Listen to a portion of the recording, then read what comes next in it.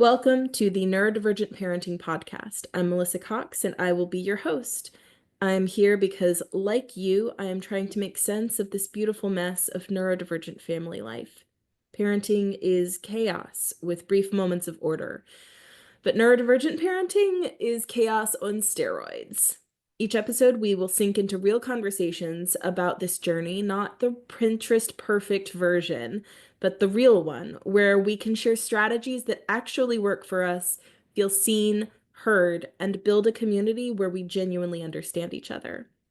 So, whether you're listening while pacing your kitchen for the 10th time today, or finally sitting still after everyone else has gone to bed, you're in the right place. Let's figure this out together, one beautifully chaotic moment at a time. Today, I have an amazing guest who I'm going to let introduce herself. Hi, Melissa. It'll be fun to have a conversation with you about parenting. I'm Faith Clarke. I am an organizational health and inclusion specialist, and I got here through the lens of disability, neurovariance, with my kids and my own question about where our spaces where we feel like we belong. And through advocacy, through all of the stuff, as they've grown, my work has changed. So now that they're adults, I'm like, how can they belong at work? And so my work shifted into inclusion in organizations. That's beautiful. I love talking to people about the way that their life just sort of naturally flows one thing into another, because it is so natural Right. sometimes where we see the need and we want to meet it. Mm-hmm. And I think the best needs to meet are the needs that when you meet them, you meet your own. So my first business was in childcare for families of kids with autism. And I was training caregivers because I found the training that was being offered so inadequate for what I needed. And I wanted certain kind of people in my home. And so when I did it for other people, I was the beneficiary. We invited them in for trainings and, so it's like, what's the thing that you need? If you have the capacity to create it for someone else, then you can be the beneficiary of that and not feel like you're being pulled in multiple directions. Yeah. I mean, it also just, it feels really natural too, right? Because that's just a thing that you're naturally drawn to. Mm-hmm. So it makes it easier for us a Yeah. lot of the time. Yeah. I used to, when I was doing business coaching for parents, I would say the business should be the thing that at 2 o'clock in the morning, your kid hasn't slept all night. You've not slept. You're wired. The thing that you could do then, having, and that people call you for that Yeah. thing, yeah, let's do that, right? Because they're this kind of making sure your household is stable so that you can do business. That doesn't work. What is It's that? not What kind of sustainable. fantasy is that? Like Yeah. you're waiting for the world to be perfect, and the world is never going to be perfect. Not this internal world that is my No, ecosystem here. It's just gonna. no. So, um, like I said, I usually like to start with, I don't know, a question about you, I guess. Like, so I know that so we had a brief conversation about not necessarily being neurodivergent, but do you have any special interests? Do you have any specific interests that are like have kept you just going through the years, like that have been like a through line? Yeah, I think it's not special interest in terms of topics, although I do have a few topics, but perhaps it's the way I become interested and kind of will latch on to a thing. So one example is I love theater. I love Broadway. I love musical theater in particular. So I'll watch clips of the shows that I love. I'll watch rehearsal scenes. I'll watch behind the scenes of rehearsal scenes. I will watch the backstory of the writing. I'll watch every person's backstory. Like there's a way that when I go in, I immerse myself in the whole context. Similarly, when I'm listening to music, if there's something that I'm really loving about a piece of music or a composition, it means headphones, it's just on repeat 15, 20 times. My kids are sick of the amount of times I've listened to that song. And I am like deconstructing. It's like, oh my goodness, they're doing a harmony split right there. And that's why I'm liking it so much. So there's a kind of I've listened to the Outlander books. I think I've run through all of them. There are now 8. The ninth one I'm waiting on, but I've listened to all 8 maybe 3 or 4 times. And each one is 40 something hours. And I'm just like, Yeah. all the Those are not details short books. that I'm just like, and of course, now, by the 3rd time through, I'm like, okay, I'll skip this part and I'll re-listen to that part. And, so I think there's the thing that makes me effective in work, which is this ability to connect any 2 ideas and therefore build strategies and build processes for people where they think there's a gap, is also the thing that has me immersed in tiny details, because I'm like, oh, this thing over here and this thing over here is related. How? And so that's I've leaned into that as I've gotten older. I'm like, yeah, why not? Yeah. It's beautiful. So when it comes to parenting, like, when did you first realize that your kids were maybe not uh fitting in with like the other developmental patterns of other children, or what was like what was the beginning? Yeah, so just for context, my kids are 26, 23, and 20. Mhm. And my 26-year-old has autism. And so the beginning, it was the kind of 15-month window with my son where we noticed, his dad and I noticed something that looked like deafness, but it wasn't. Just not attending to what was being said. And so at first it was, hey, go get the thing, and he would get it. And then, a week or 2 later, it was go get the thing, and he'd get something different. And it was go get the thing, and he'd go and come back without anything. And then in a week or 2 later, it was go get the thing, and then he'd go and just didn't return. So there was this sense of, is he hearing what's happening here, what's changing? And his language also changed. He had, a regular toddler babble, and then that shifted into something more staccato. And so he had a classical looking regression. And I was like, what's happening? And my brain was saying autism. And I was like, no, let's not, but when I took him to the pediatrician, he also had, classic fascinations with visual elements. At the time, old school stereo had an EQ, and he'd watch it, and it was just like, this is amazing. He would watch the fan, to get him to change a diaper. It was turn the ceiling fan on, and it was just like, oh, this is awesome, and pressure on his body was just the thing that helped him calm. So I didn't know those things as related to sensory anything at the time. I just learned him as my baby. And so as the doctors were like, oh yeah, these and these and these and these things kind of create that profile. And I think at the time when I was assessing, I was pregnant with my daughter. And so one of the things that they told me was like, yeah, if your second child is a boy, at the time, what they were saying is 50% greater chance of autism in the second child. So I went in with as pregnant with my second child, I was aware of, there's this genetic piece and possibly, and so I kind of had eyes wide open for all the kids. My other 2 kids are more typical presenting, but because of how I had immersed myself in my son's development and trying to be supportive in a bunch of different ways, and also because of the business element of it, like how do I train people to actually offer care and support? Then I really went into a sensory and below sensory and relational approach. And so I could easily see how my children were different. And so my little guy, my 20-year-old, was like, he was a late talker. He had some sensory differences, just far different from me and my son. He was very different from me. And so just what his body needed sensory wise would tick off my sensory system. And I was early in the day, me noticing that, okay, to offer him something that helped him, I had to be grounded first, because it would, and we homeschooled for 14 years. So we had a lot of time, all 3 of them with me, just kind of figuring out what are the ways that we can be grounded in our bodies and have relationships so that learning is easy or possible, so. Yeah. I appreciate like you mentioning the homeschool journey too, because so many neurodivergent parents, so many families end up homeschooling for multiple reasons. Is that something that you decided early, or that you kind of just ended up doing or that you were drawn to? Yeah, I think, I mean, both. I have been in education myself. I've been an educator for, I would say, about 30 years.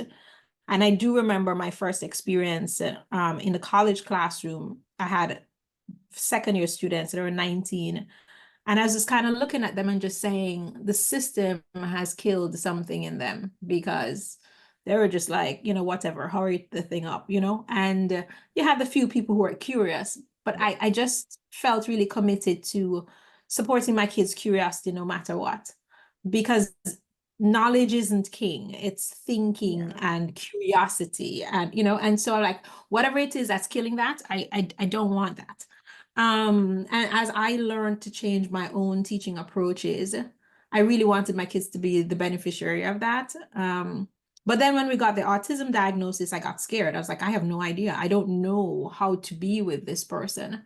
And so he did go to school, and it took me watching them in school, aside from, the school bus came at 6:45, and I'm like, I'm Mm. not a morning person, neither is he. It was torture. Yeah. But then also the kind of watching him in school and just like, these people are not super motivated. And I understand that life is hard and there's not being paid much, and the system is not set to kind of create joy in the staff. Yeah. But the lack of joy isn't helping my son do hard things. Yes. So I was just like, you know what? Let's just come back home. It's easier for me, And so because he was back home by 6 years old, I had brought my oldest back home. So then the 3-year-old and the 1-year-old, it was just we all just kind of stayed home, and classes out. And Jaden went back to school when he was about 15. And I continued homeschooling the other two until high school.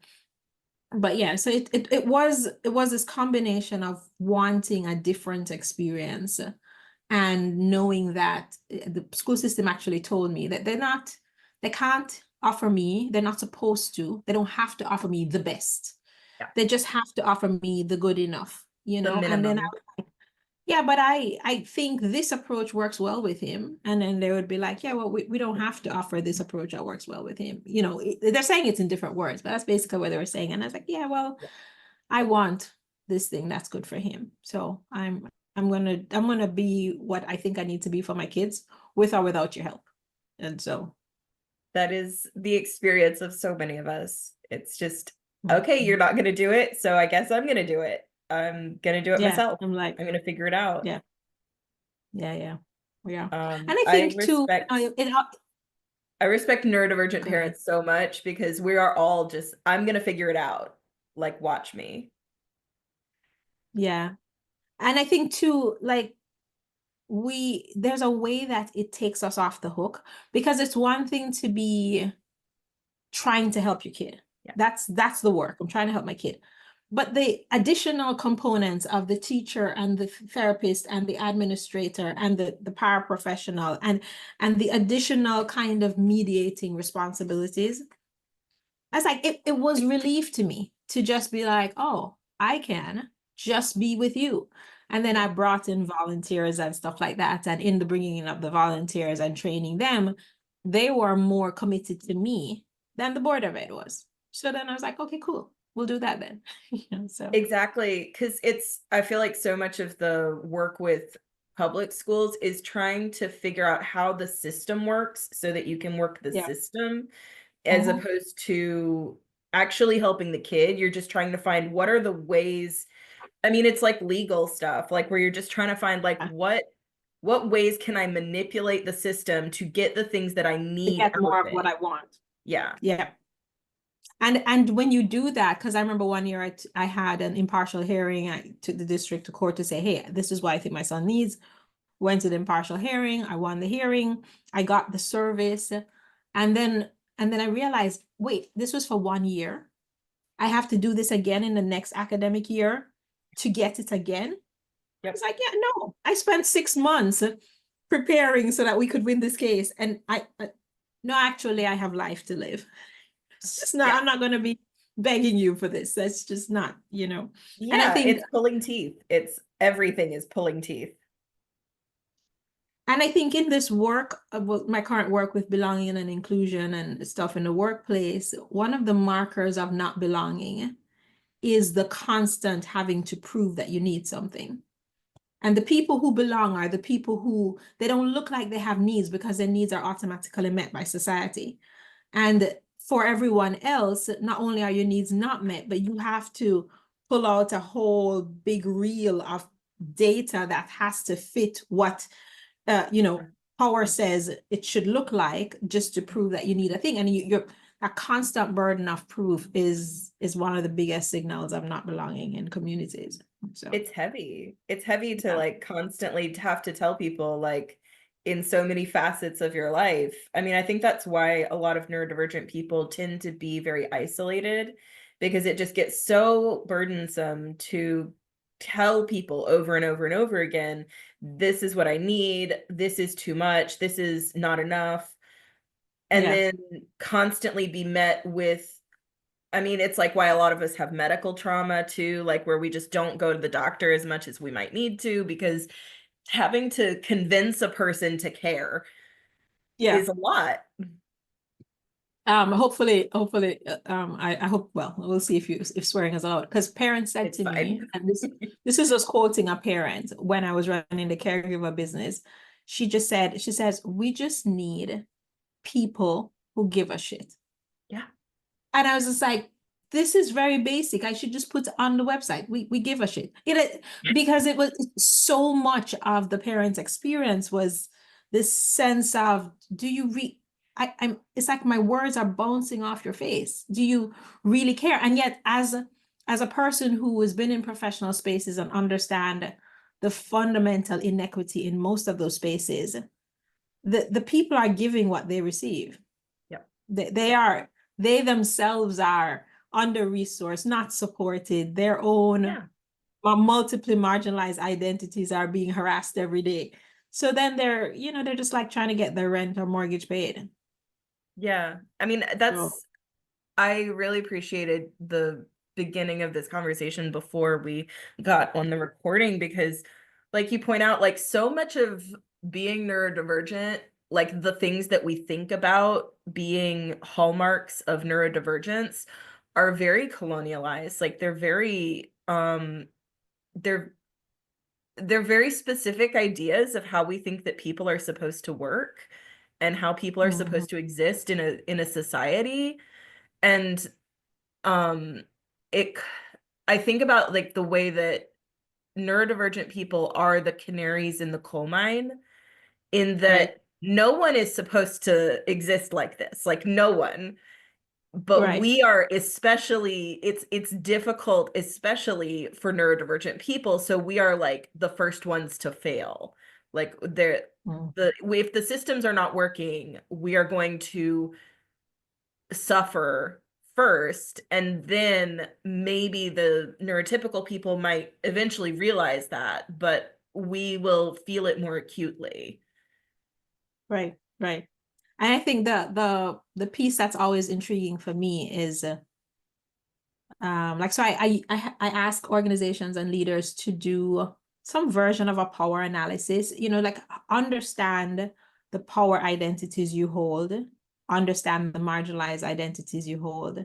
The more marginalized identities an individual holds, the less access to resourcing that they have, and so just the that idea of the canary in the coal mine in terms of the first to go down, it's the the layering on. So when my son became an adult, and then my little guy in particular, as an adult, that was even more scary in some ways. And I was like, wait, disabled Black man in America. And just a way that, of course, he will, like, when they call me and say Jaden was aggressive in school today, Mm. my professional like mind, my academic mind, as I'm deconstructing what they say happened, I'm thinking white boy 18 would have been dysregulated. White boy 18 would have been having a flare, but my kid is aggressive, and then I look at the thing, I was like, wait, he was in the room by himself, and then 20 people entered the room, and he told the person to get up, and the person said, no, they're not getting up, and he pushed them. And you say aggressive. You don't say overwhelmed. You don't say anything like that. You say aggressive. And so I think just being aware that, especially when we hear about failures in the system, whatever kind of failure. Now, when I hear about, Black leader fired, I'm just like, multiply marginalized identities, lack of access to resources, needs not being met in the system, and therefore you become the person that gets the bus runs over. Everywhere we see that, and just so, yeah. Yeah. So many ways that neurodivergent people end up building the supports and the systems for themselves it all comes down to like there aren't any. So how can we do it ourselves? I mean, it's disabled people of all walks, of all kinds. We do this. Like we have to find it for ourselves because otherwise we can't exist. Right. Absolutely. Absolutely. So what, okay, so we might have already answered this. We might have already answered this question, but like, what is your biggest struggle with raising neurodivergent kids? I guess it's twofold. There's the society and the environment and all the things that we've talked about. Recognizing that they are constantly going to be in a space of not fitting and not belonging, and figuring out how to position that. And also, again, society, acknowledging the risk of going against society. So pulling my son from school meant him not having certain kinds of training. Yeah. And therefore not being able to fit in traditional disability looking circles. He won't sit, he won't, and whatever. And so then, even in deciding what you think is healthier for an individual, if the society is against that, you're really inviting a certain level, like you said, of isolation for the sake of what you hope is well-being, because you don't know, you're just trying your best. And so that I think tension, that fear, and then for people like me, where you learn all kinds of stuff, this thing could help, this thing could help, this, and I have in New York, in Manhattan, met quite wealthy parents of kids with autism who've tried all kinds of things, and it's been amazing, it has worked wonderfully. And you're like, yeah, that's a cool $500,000 that you've spent over the course of 10 years. And so what about the rest of us? So there is the more you know about how to be supportive, the harder the lack of access to that support feels. Yeah. Because it's like, oh, I could go to California and spend a week in the detox place of the thing. Yeah. Yeah. How? In which version of myself? Yeah. If I could go to an ashram in France, like that I listened to a podcast of, that would be amazing. And I know that would be really restorative and help me just exist in the world. Yes. That's not going to happen, but it would be amazing. It would be amazing, right? So I think that the awareness of that gap and that tension is always the most difficult. I think though, to adult kids, adult offspring, and the kind of watching it play out in adult bodies. The fact is that as kids, these humans get older, the resourcing is less and less. Yeah. And like your ability to advocate for it, there's an exhaustion in the parenting experience. This is a long game, so how to argue in the same way for a 26-year-old as you did when he was 5. And then with my other 2 kids, and the balance between support and independence, that they need to execute on their own. They want to execute on their own, and executive functioning is, out. It's somewhere else. It's not It's here. it's it's not, yeah, it's not, it's not happening. And so the pitfalls, and again the intersections, in our family, queer identity, disability, blackness, immigrant status. And so when you just kind of, and then you just like, and then you don't know Layers. how to read the room, you don't know how to read the Yeah. room. Which And I is have, so dangerous it sometimes. feels like, as a parent, the feeling of, the danger. And when I could say, okay, we're just not going to be around those people, Yeah. right? Because you're 6 and you're 10 and you're 14, Yeah. and I can say that. And but you're 20 and 23, I can't say that.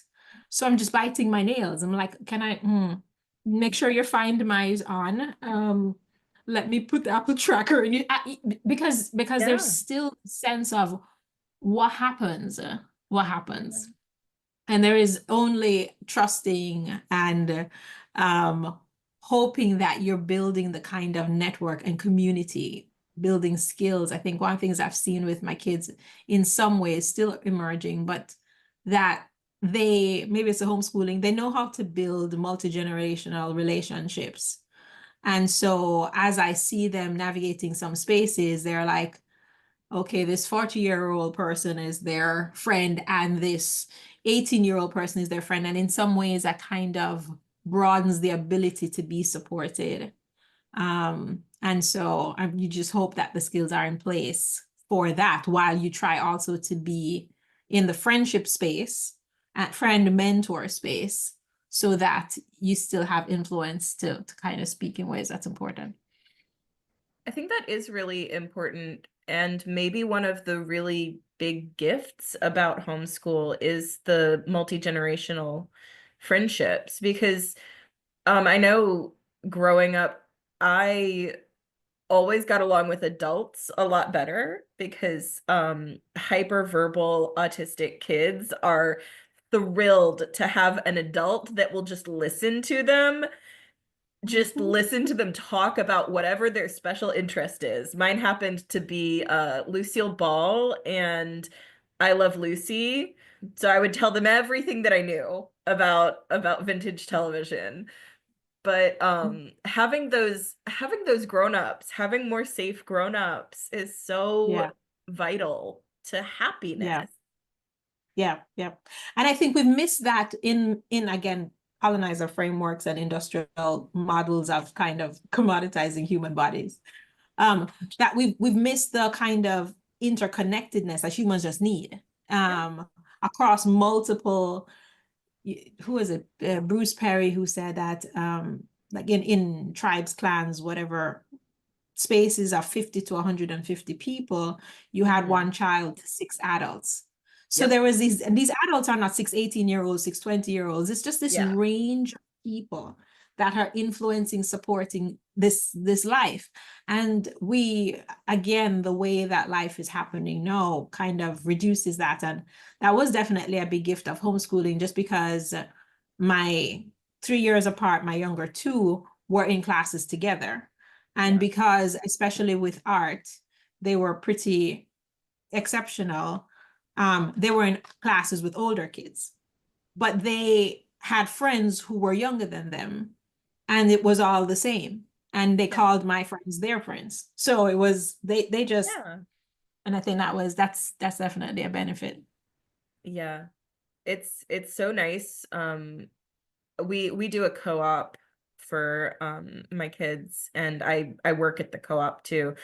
And it's just having the ability to have them all close enough that they can switch together and like they can all play outside. Like it's so beautiful too to watch like there's this very tall boy that's like he shot up over the last year or so and he's just like directing all of the smaller children. He's like, okay, we're gonna do a race, like we're gonna do a relay race. And it's just beautiful to watch that like connection too of like kids are meant to be not just with their like immediate peers. They are meant to be together. Yeah, yeah, yeah. And I think when, because mine went to school 13 and 16, the younger two. And I think in some ways, even though it was an alternative school with mixed age ranges, you can lose the importance then of a lot of the things you practice naturally in homeschool. But I feel like those things are just in the bones, and so there's a way that those motor patterns, those relational patterns, those habits of connection just show up back when they're needed. And that's the thing I'm trusting. So, yeah. What do you feel has been like the biggest success of school, like of raising neurodivergent kids? Like what is the biggest joy, the biggest success, like the biggest thing that you've taken away from raising your kids? I think the biggest benefit to me, I'll go to the joy in a bit, but the biggest benefit to me is my own healing, my own awareness. I am a do for others, do with others person. I am an Enneagram 2. That makes me the savior and the helper, you're 4. Yeah. And so it's in some ways the care for my kids became an excuse to care for myself because I needed to model the things Yeah. that I wanted them to be doing. And there are lots of moments when I was like, if this was your kid, what would you? And I Oh was my like, God, so many moments of right. asking myself, like, how would I treat my kid right now? Because I would never treat my kid the way that I treat myself sometimes. But even things like needing body work. I mean, we Yeah. have Jaden, my son gets body work every day. The person comes and does the protocol. I'm like, my body, my body needs, it's just.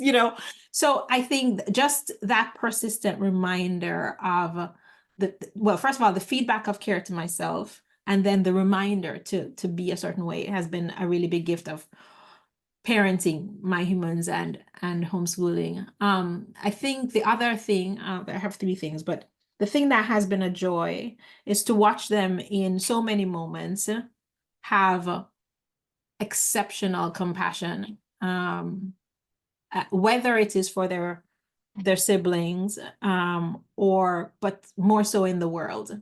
And sometimes that exceptional compassion is really, really hard, mixed in with high sensitivity that can lead to a lot of Mhm. crisis.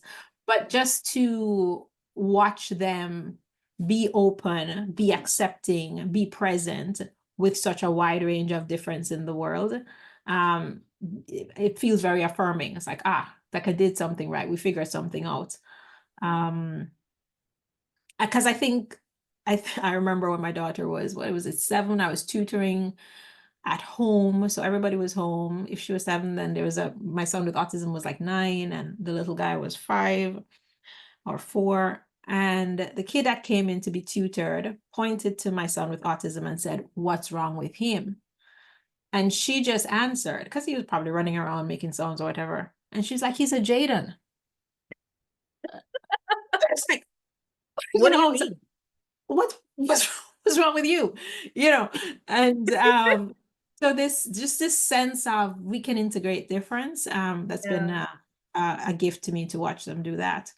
And then to have had the privilege of offering homeschooling so that they could obsess about things. So Mhm. my little guy, while struggling with math, still does. Oh my goodness. Um, Wrote a scratch program to do the math. I was just That's like, so cool.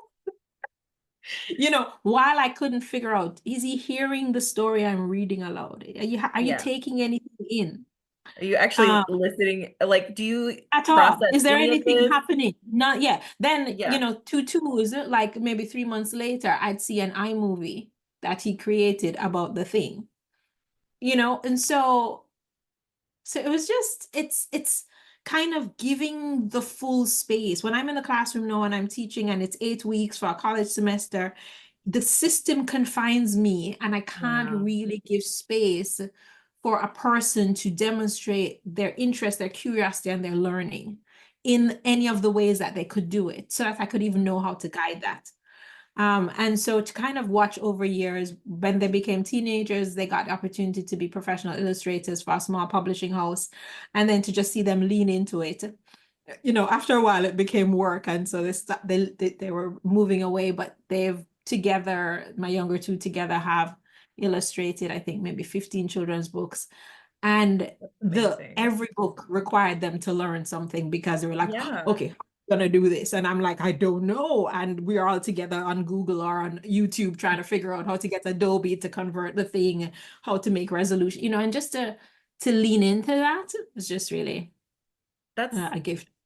Yeah, that's my favorite thing about homeschooling is just leading with the interests. Like people ask me my style and I'm like, unschooling, I guess, because it's really just like, what are the things that we need to learn right now? Like, what are the things that Right. would help us get to whatever it is that's interesting next?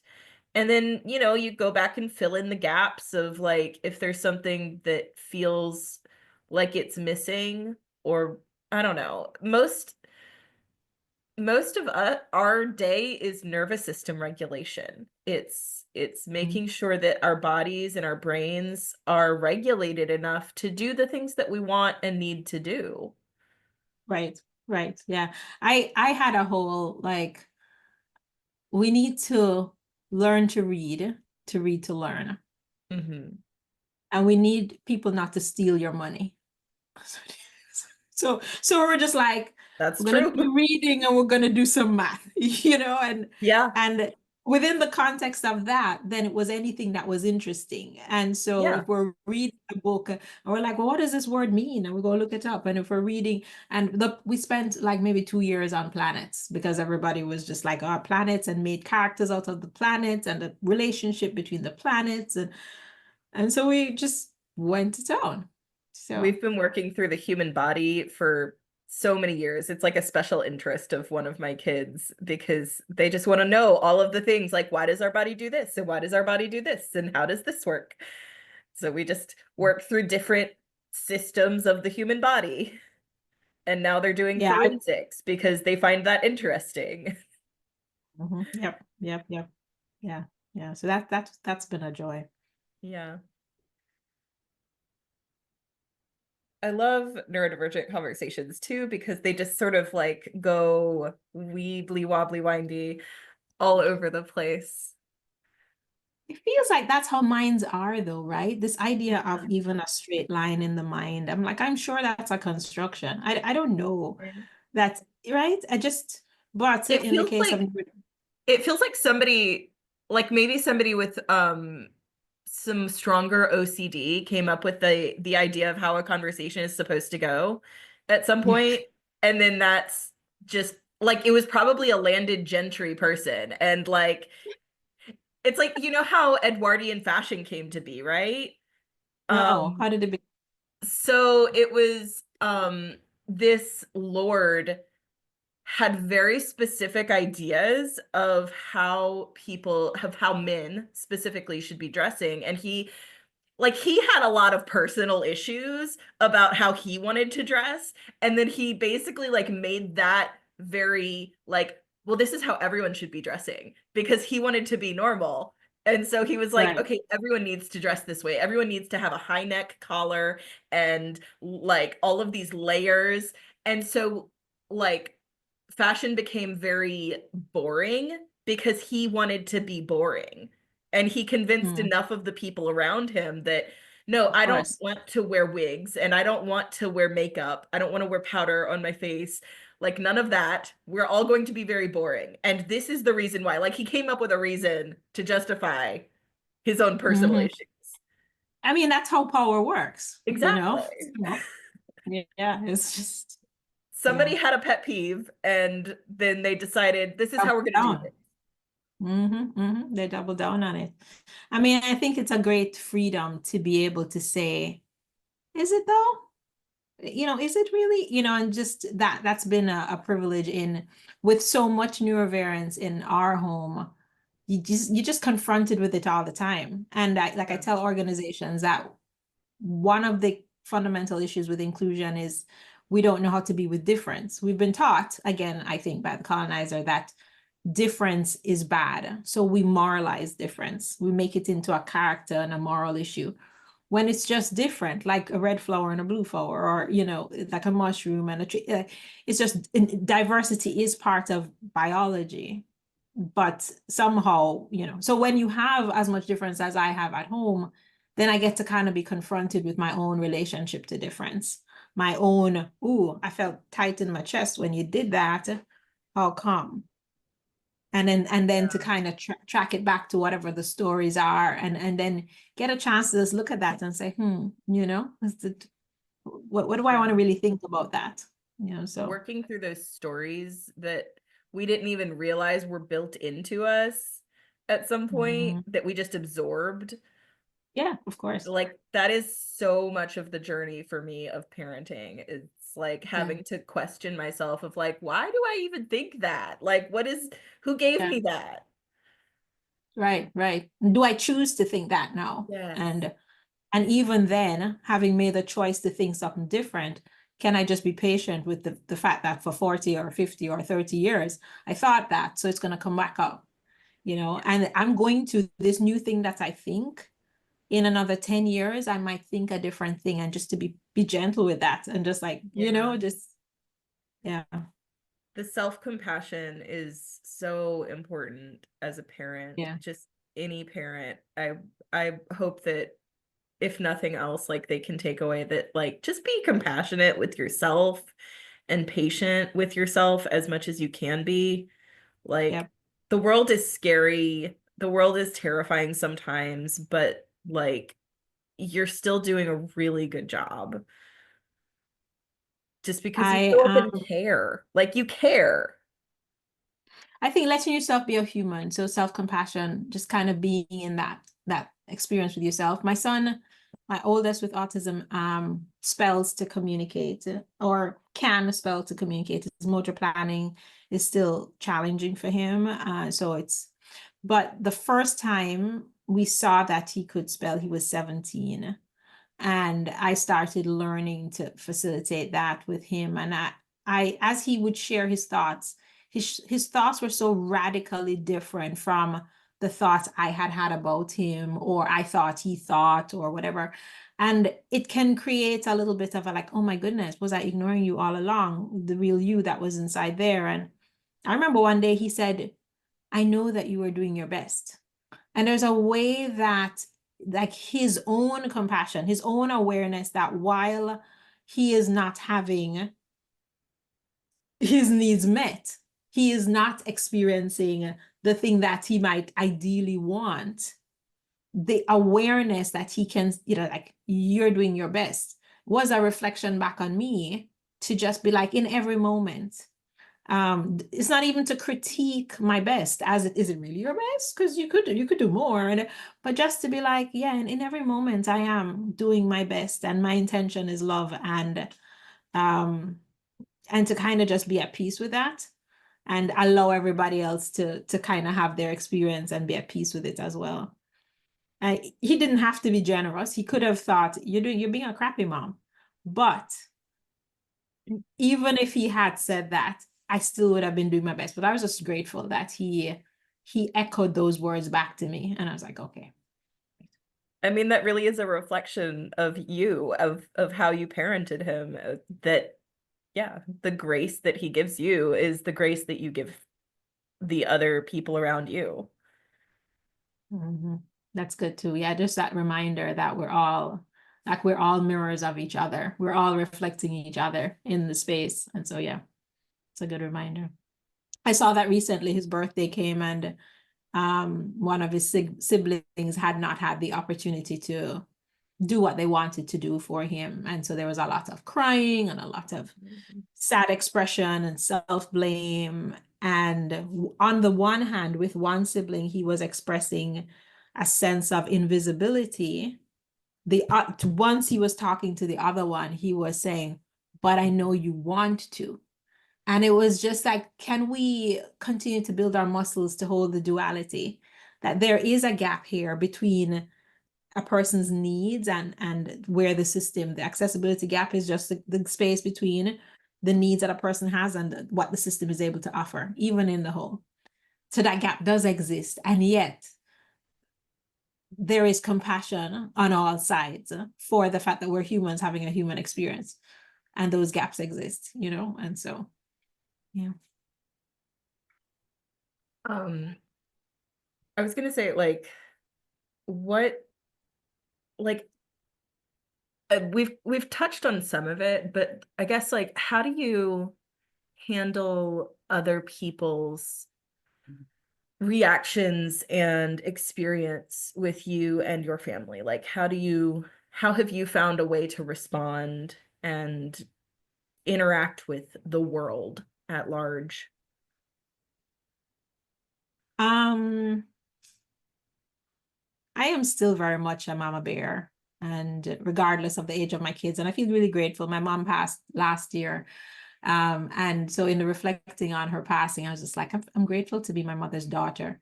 Your age didn't matter. It's just, so I think I am often preparing people for my kids. Depending on the level of exposure that is going to be, I will straight up. Like there was one year when there were camp counselors, and I called up the ED of the program that they were counseling in, and I was like, hey, so listen, this is the deal, and this is what this means, and this is how this will be. These are the skills and the strengths, but these are triggers. And I'm kind of doing it behind, but I'm like, well, okay, fine. I'm helicopter parenting, fine. Just and so I think one, I try to go ahead as much as I'm able, to just say, to offer a balance of strengths and opportunities and potential triggers or stuff. And I don't invite, I exclude myself from spaces that feel like they won't include my kids.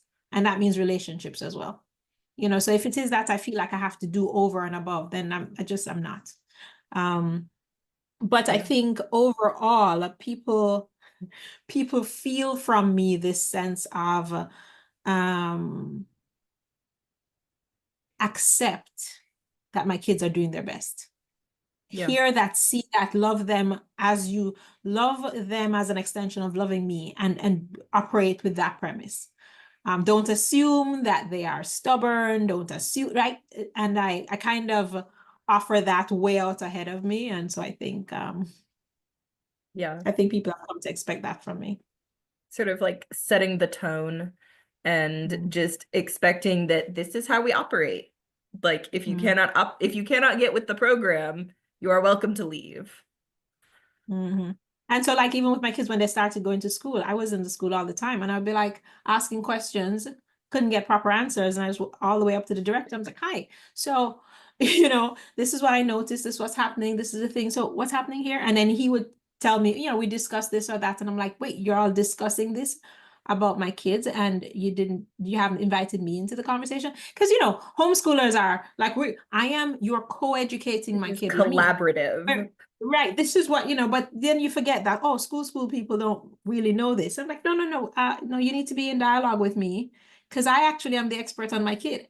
And so I Right? could tell you what's going on. And then you'd have some Yeah. information about, how to do the things, so I am, if I'm not ahead, then I'm right behind with questions and conversation. Yeah. And because I'm just like, yeah, I even they're in college now, and I met a couple of the professors in, open house, and then at a performance, I made sure to reacquaint myself. Hey, Tommy, was so good. Oh, I'm so glad Zach did it. And then I'm like, I want you to see my face. I want you to Yeah. know me, because if something's up, I'm gonna come and have a conversation. Just like, hey, Tommy, I don't know. I feel puzzled. So I struggle sometimes to balance that, I don't know, the aggression where I'm just like, hi, if you don't treat my people the way that you need to treat them, we're gonna have some issues. And I have to like pull myself back, like, I'm gonna try to be nice first. I'm gonna try. I'm gonna try not to expect that you're gonna be terrible. yeah, yeah. I try. I do. lead with a certain amount. But I It think I sounds like you do. I'm saying like I aspire to be that like welcoming and that like forward thinking. I think people see the kind of something else in the gentleness or in the Yeah. pleasantness, because people tell me, you know, people think I'm taller. Like they meet me here and they think I'm taller Yeah. than I am or bigger than I am, that I take up a lot of space and Energy. I'm no nonsense. I take Yeah. control of space, and I don't even know that that's the case, but I just want you to know that I'm serious about what I'm saying and that Yeah. I know my humans. So don't fuck it up. So, so yeah. Yeah. Yeah, just like I expect people to be good people. And if you can't be a good Yeah. people, then I will treat you like you're not a good people. Yeah. This has been just such an amazing conversation. You are a brilliant human being, and I am like blessed to have been able to talk to you like this. Oh, you're welcome. It was a good conversation. Thank you. Thank you so much for coming on. Was there I see a couple of your books behind you. Did you want to mention those? Well, I hear that Parenting Like a Ninja is out of print. Somebody just told me that, and I was like, oh, and I have books on the shelf here I could send to somebody if they want it. I don't even know what I would do to figure out how do books get out of print, and then what does that mean? My rabbit hole, my brain loves. But Parenting Like a Ninja was kind of me working through what I call that crisis that happens when you're whichever the first kid is that has whatever chronic situation, somewhere about 7, 8, 9, you run out of steam. Oh my You goodness, you you do. you just run out of steam, and so the kind of coming to Jesus moments, it's a kind of like how do I do this? So I did frame it through the lens of productivity.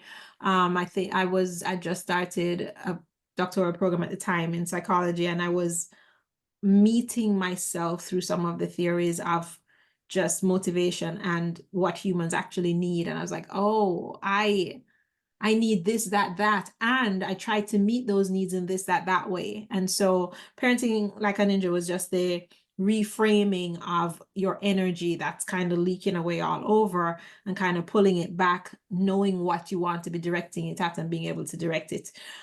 Professional productivity or productivity in your home or whatever.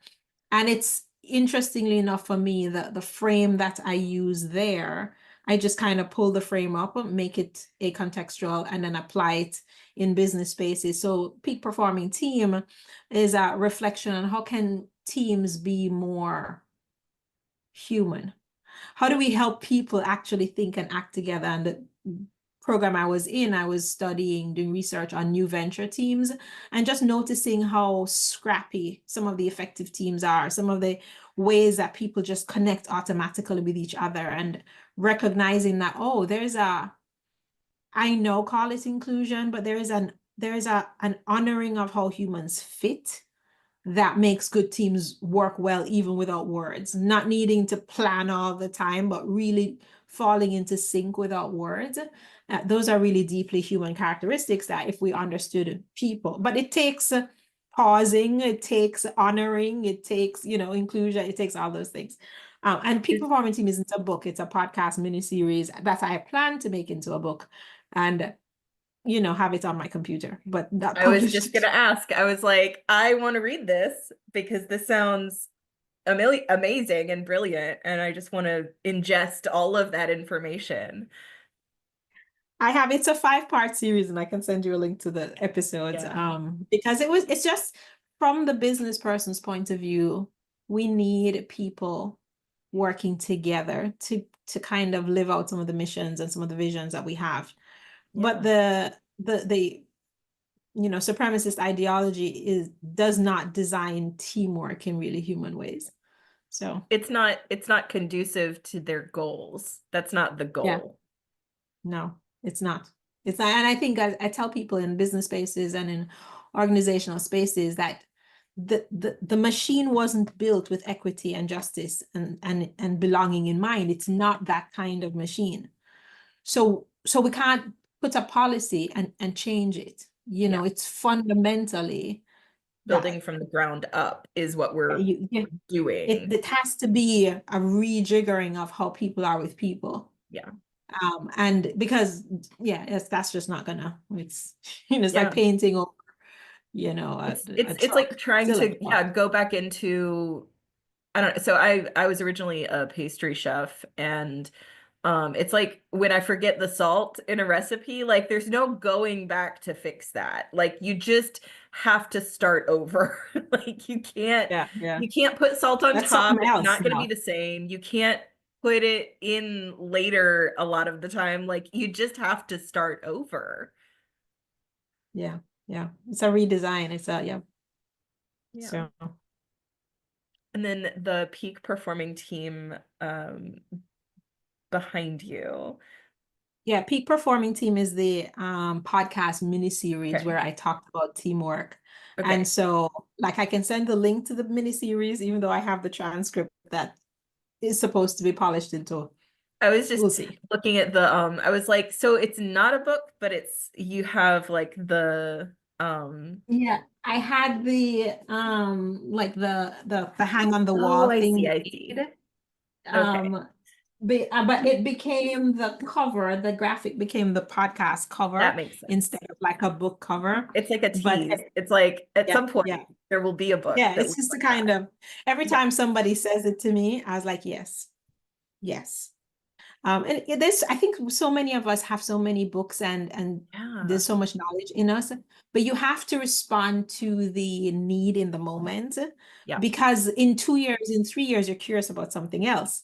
So it's like, wait, which one am I going to write? Do I want to write the And restorative work culture book? I want to write the yeah. belonging book. Do I want to write teamwork book? Well, So and then at some point, I mean, I think that that is sort of the natural progression of things and how it works out best in the end, because a lot of the time, like I've had, bits and pieces of things that I've written, and then I'll go back and look at them. Oh, this is where that fits. This is where that yeah, yeah. comes together. This was supposed to be a part of something, not the whole of something.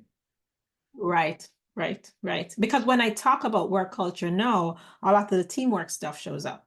Yeah. Because yeah, a lot of where things are falling apart is inside this. We're actually working on a project. This deadline is Yeah. approaching, and you kind of use power over instead of power with this other person to make a thing happen, so. Yeah.